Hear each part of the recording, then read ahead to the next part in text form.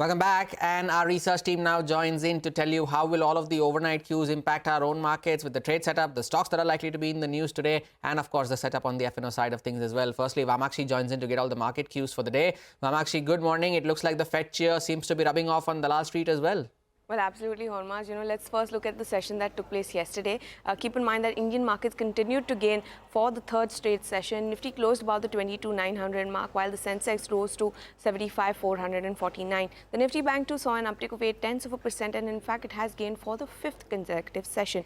The advance decline ratio was sharply and very strongly in favor of the advances. The broader markets continued to outperform, with the Nifty mid cap as well as the small cap index posting gains of 2.5%. As far as sectoral indices are concerned, barring IT and FMCG, all the sectoral indices closed in the green. Realty as well as PSU banks were some of the top sectoral gainers. As far as some other themes are concerned, there were defense stocks, some sugar stocks, as well as some capital market plays that were in focus yesterday. As far as the US markets are concerned, the Fed has held the interest rate steady. They still see 2 cuts coming in this year, and Wall Street, all 3 indices closed in the green, so it's a positive handover coming in from there. As far as the trading session today is concerned, we'll be keeping an eye out on Bank of England's interest rate decision.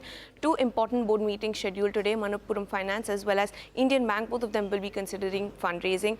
As far as IPO is concerned, there's a new one that is hitting the Dalal Street after a dry spell. Grand Continent Hotels IPO opens today. The Nifty, important levels to watch out for. On the upside is the 23,000 mark, that may act as a resistance. On the downside is the 22,600 to 22,700 that could act as a support. As of now, the Gift Nifty is indicating a gap up opening, but we'll have to wait and watch whether or not this sustains. Well, hopefully the fourth straight day in the offing. Of course, today the weekly options expiry as well, so keep an eye out on that. Vamakshi, thank you for that update. Over to Vinny now. List out the stocks you need to keep an eye out for. Vinny, good morning. What's on your list? Good morning. So keeping an eye out on Adani Enterprises as well as cable stocks like Polycab and KEI Industries. So why Adani Enterprises? The Kutch Copper, which is a 100% subsidiary of Adani Enterprises, has announced a JV with Pernitha Ventures Private Limited for cables and wires segment. So keep an eye out on this one. This was some bit of it was known. So today also we'll keep an eye out on all these cable stocks as well as Adani Enterprises. IOB, that's in focus. Now Indian Overseas Bank has launched a QIP and they'll be raising 2,000 crores.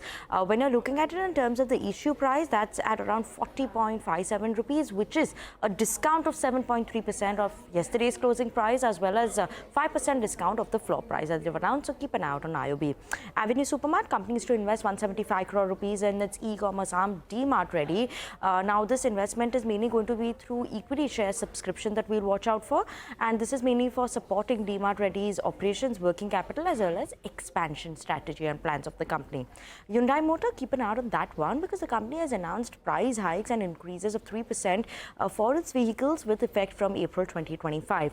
Dhani Services, another one that we're keeping an eye out on. They've signed an MOU, 5.37 acres of land parcel in Gurgaon is what they're looking to develop as a real estate project, revenue potential of around 12,000 crore rupees. Also, Wipro is something that we should watch out for. The company has announced its new agentic AI services with NVIDIA, and this is AI enterprises for the government and enterprise around the world. So keep an eye out on that. Canfin Home CFO has been relieved from his services on March 19th.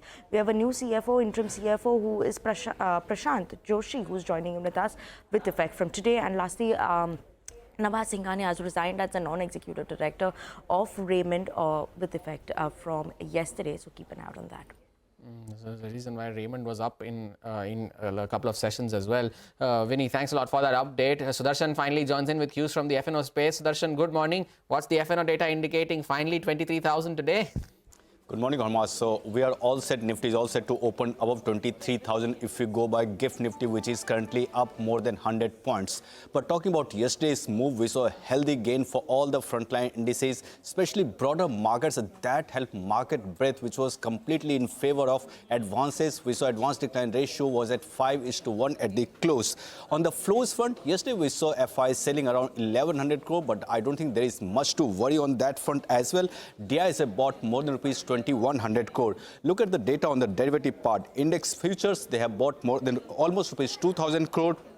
In the index options, buying figure was more than rupees 22,000 crore. In the stock futures, again, they have bought almost rupees 500 crore. And they have added long positions of more than 9,100 contracts. At the same time, they have reduced short positions by 3,560 contracts. And with this, FI longs would now increase to 26%, which is highest in last 3 months. On the option front, 23,100 call has seen addition of almost 47 lakh shares, while 22,850 call has shed more than 41 lakh shares. On the put side, 22,900 put has seen addition of nearly 56 lakh shares, and 22,800 put has seen addition of almost 30 lakh shares. Support for Nifty is now seen somewhere around 22,600, and resistance has moved higher to 23,200.